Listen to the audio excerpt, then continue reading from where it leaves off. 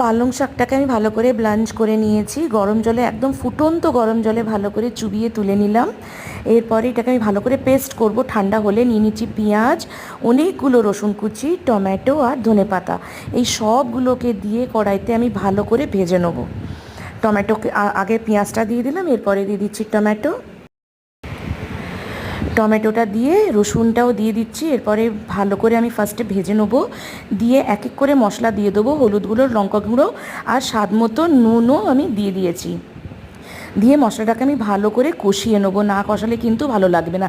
এদিকে পালং শাকটা আমার পেস্ট হয়ে গেছে, ধনেপাতাটাকে দিয়ে আবার ঘুরিয়ে ভালো করে পেস্ট করে নেবো। একটা অন্য পাত্রতে আমি ঢেলে নিচ্ছি। দেখুন মশলাটা আমার কষা হয়ে গেছে, এটাকে আমি ভালো করে পেস্ট করে নেবো। পনিরগুলোকেও ভেজে নিলাম, দিলাম তেল, সাদা জিরে, তেজপাতা দিয়ে ভালো করে কষিয়ে পালং শাকের পেস্টটাকে দিলাম, দই দিলাম, দিয়ে একটু জিরে গুঁড়ো, ধনে